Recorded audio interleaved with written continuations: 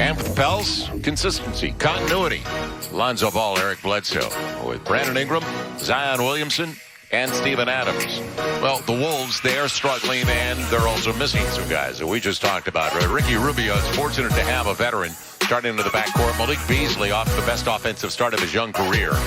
Koki, Vanderbilt, their second-round pick, and Naz Reid, the former LSU Tiger. And if you remember, Brandon Ingram had a really good game here last year.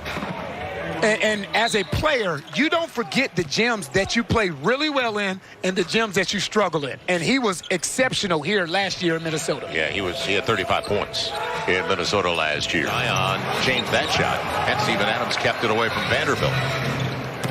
Brandon Ingram right by Reed, and all the way to the rack for a 2-point lead. And Joel, the Pelicans coming home tonight after this game. We'll be so glad to get them home because take a look. They have had the third toughest schedule, actually, through the first 14 games. This has been a rough test, and it should get better once they get home this evening. Yeah, but fortunately, Jen, and I agree with you, it's been very difficult. And you knew that going in for the 7 games, but it turned out to be 6 because Dallas was canceled, of course.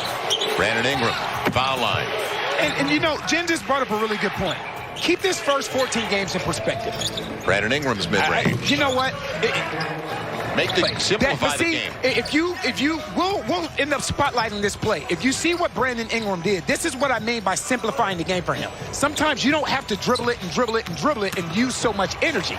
Ingram sizing it up off the guide hand. He's on 5 of 6. Now, he was on and he hit 8 of 10 in the first half last game, but he took only 4 shots the rest of the game. So the Pels by 5 inside of 2.5 to play. You can see Brandon Ingram calling out. Look at how simple the game is for him right now. He wants Jackson. Good idea. Great pass. Yeah, he set it up perfectly. And he orchestrated it to begin with. Brandon Ingram, he'll get it off in time. And it's that kind of quarter. He's been that good. 6 of 8 from the field. And he stakes the Pels to a 3-point lead at the end of the first 12. I tell you what, you never forget the buildings that you shoot the ball well in. And as you talked about it, last year he had 35 points in this building, and he is picking up where he left off. Ingram held up. They let it go, and they called the second one. Right. They called the second one, which eventually led to a 3-point play.